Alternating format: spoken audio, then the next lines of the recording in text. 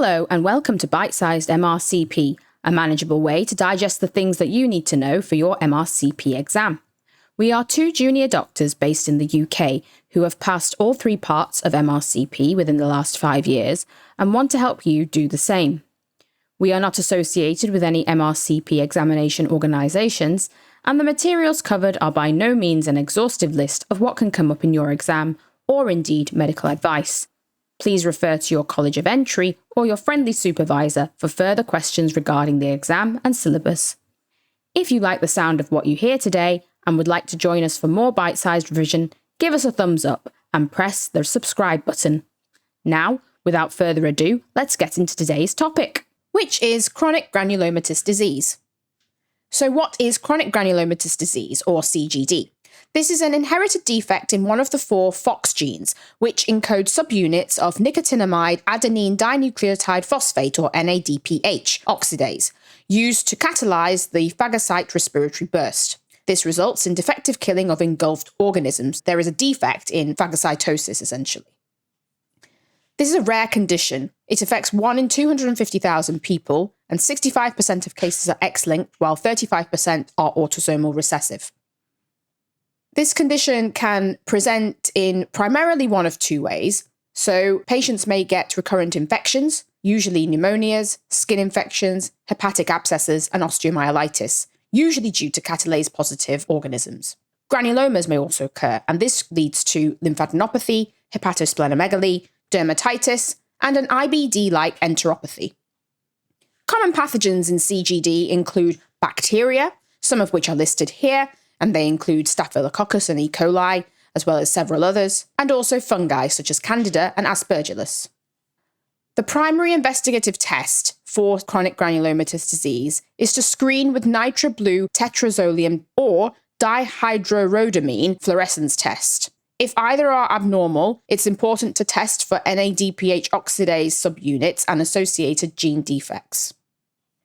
The differential diagnosis of CGD should always be borne in mind when assessing a patient with potentially this disease. These include idiopathic abscesses without immunodeficiency, G6P deficiency, and Crohn's disease. The management of chronic granulomatous disease can be divided into short-term and long-term strategies. In the short term, particularly during an acute infection, it's important to promptly search for and identify the source and the organism, and do blood cultures and take samples from the infected site. Biopsies may also be useful, and it's important to promptly drain any abscesses that may form. Early intravenous antibiotics should be given, and steroids may help with troublesome granulomas once, of course, infections have been controlled.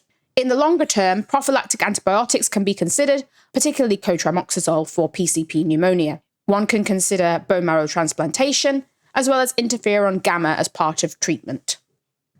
Flares of CGD can be controlled using primary and secondary strategies. Primarily, perinatal diagnosis of this condition is possible. Once a person has the condition and is having flares, they should try and avoid smoking, avoid fungal spores where possible. Any abrasions should be immediately cleaned to avoid infection. Meticulous perianal hygiene and avoidance of constipation can also reduce the risk of infections, and they should have careful dental cleaning with flossing and use of mouthwash.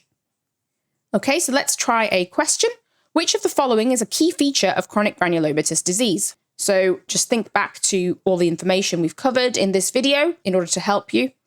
The possible options are hypercoagulability, leading to deep vein thrombosis, deficient production of hemoglobin, impaired phagocyte function, resulting in recurrent bacterial and fungal infections, excess production of red blood cells or polycythemia, or elevated levels of thyroid-stimulating hormone or TSH. So if you recall, the correct answer here is C, due to impaired phagocyte function, and therefore we get these recurrent bacterial and fungal infections in CGD. Thank you for listening to this episode of Bite-Sized MRCP.